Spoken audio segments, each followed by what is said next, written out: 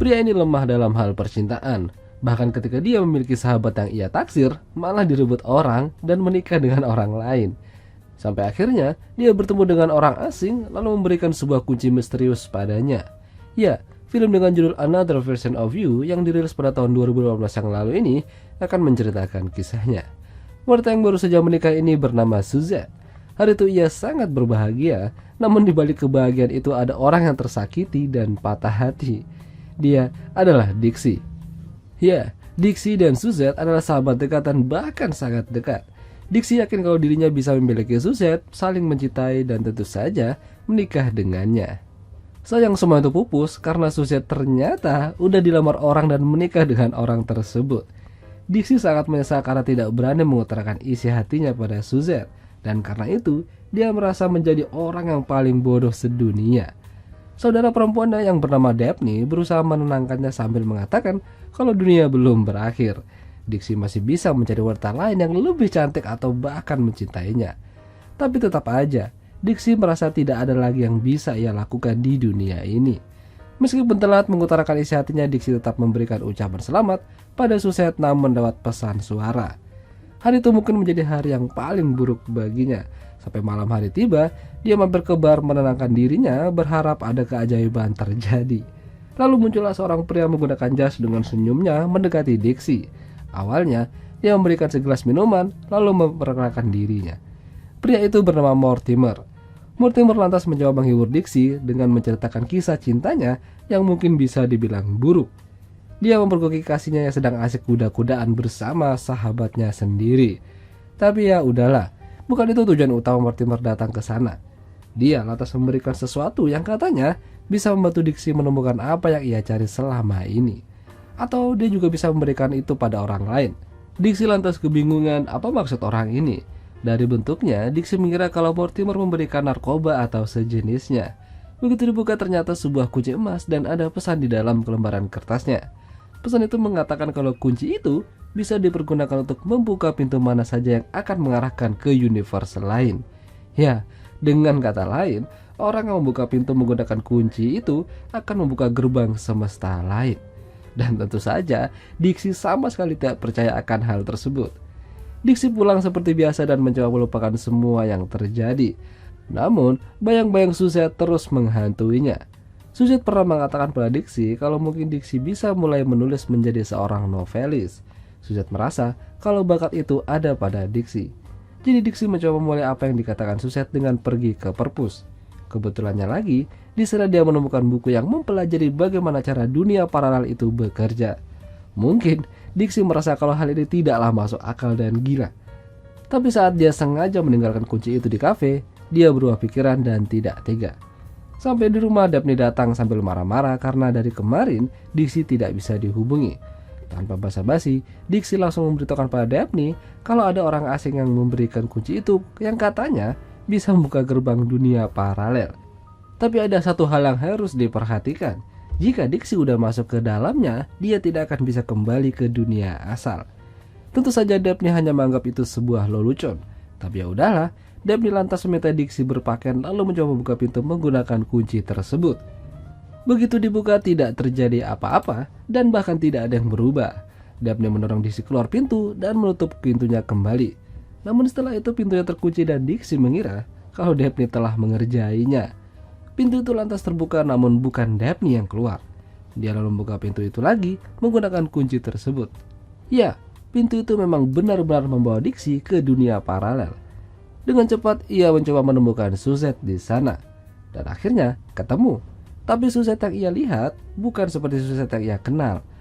Ada yang menjadi wanita kantoran, ada yang menjadi ibu-ibu rempong, bahkan ada yang jadi anak gaul. Dengan penampilan yang tak biasa, dia juga menemukan Suzette yang telah memiliki kekasih. Beberapa kali ia mencoba, akhirnya dia menemukan Suzette versi liar yang bahkan bisa diajak enak-enak dengannya. Malam itu Dixie berhasil main dengan Suzette di versi lain. Tapi pagi harinya dia tidak sadar membuka pintu menggunakan kunci itu lalu menutup pintunya kembali. Ya, padahal Dixie udah senang bisa bersama Suzette. Tapi mau bagaimana lagi, pintu udah tertutup jadi dia harus menemukan Suzette versi lainnya lagi. Lelah akan pencarian, Dixie memutuskan untuk beristirahat sebentar di sebuah kafe kecil. Di sana ia bertemu dengan penjaganya yang merasa ada yang aneh dengan Dixie. Wanita yang bernama Gwen itu tidak mengenali Dixie yang ia kenal. Jadi, dia minta penjelasan apa yang terjadi. Saat lagi berbincang, tiba-tiba Dixie versi lain muncul di sana karena ingin membeli makanan. Tentu saja, hal tersebut membuat Gwen bertanya-tanya. Gwen mengira kalau Dixie punya saudara kembar. Faktanya, tidak. Dixie menceritakan semuanya dan bagaimana ia bisa sampai ke dunia ini. Dixie juga memberitahukan tujuannya datang ke dunia itu untuk apa. Karena udah larut malam, Gwen mengajak Dixie untuk ikut dengannya ke rumah. Tentu saja Dixie meluangkan waktunya di rumah Gwen. Mereka melakukan malam yang panjang, main bersama, bercanda bersama, hingga begituan bersama. Ya, di rumah itu bersama Gwen, Dixie sangat menikmati apa yang mereka lakukan bersama. Tapi dia tetap harus menemukan tujuannya. Gwen mungkin akan merasa kehilangan Dixie ketika dia melewati pintu tersebut. Tapi dia merelakan demi kebaikan Dixie. Di dunia asal, Dixie seperti orang yang tidak pernah dicintai atau bahkan sulit mendapatkan cinta. Namun di dunia paralel, sebaliknya. Setelah melewati pintu, Dixie berada di sebuah rumah yang ada kolam renangnya. Sampai akhirnya, seseorang datang yang ternyata itu adalah Daphne versi lain. Daphne menangis dan langsung memeluk Dixie. Usut punya usut, ternyata di dunia ini Dixie telah meninggal. Makanya Daphne terkejut. Daphne senang bisa memeluk adiknya kembali, namun ia masih tidak percaya hal itu bisa terjadi. Dixie kembali menjelaskan bagaimana ia bisa sampai ke sana dan kemungkinan dunia paralel yang tidak terbatas jumlahnya. Setelah menjelaskan secara singkat, Daphne mulai mengerti. Tapi sayang, di dunia itu Suzette yang ada di sini adalah seorang yang mungkin bisa dibilang versi buruknya. Jadi Daphne tidak menyarankan Dixie untuk mencarinya. Jadi, Dixie tidak punya pilihan lain selain meninggalkan Daphne dan pergi meneruskan pencariannya. Awalnya Daphne tidak bisa melepas Dixie, tapi mau bagaimana lagi, itu sudah menjadi keputusannya. Di sini sesuatu kesalahan terjadi. Daphne ingin memeluk Dixie sebelum pergi, tapi tiba-tiba pintunya tertutup, yang artinya Daphne tidak bisa kembali lagi. Jadi mau gak mau Daphne harus ikut dengan Dixie menuju dunia paralel. Ya, dalam pencarian mencari cinta Dixie, Daphne sangat bersyukur bisa memeluk dan memegang adiknya kembali. Sampai akhirnya mereka menemukan Suzette di sebuah bar dan dia bekerja sebagai penjaganya.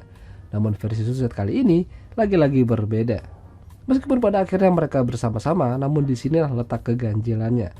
Pagi harinya saat terbangun, Daphne mengutarakan apa yang ia alami barusan bersama Suzette. Dan ya, Suzette menyukai Daphne, begitu pula sebaliknya. Ya, kalian tahulah maksudnya apa. Hal itu membuat Dixie sedikit kecewa. Jadi dia kembali menjalani dunia lainnya, sementara Daphne tinggal di sana bersama kekasih barunya. Dixie mungkin mulai putus asa mencari Suzette versi lain yang cocok dengannya. Sampai akhirnya, lagi-lagi dia menemukan sebuah kamar yang bertuliskan Suzette di sebuah apartemen. Tapi sayang, kali ini dia menemukan Suzette dalam keadaan sakit.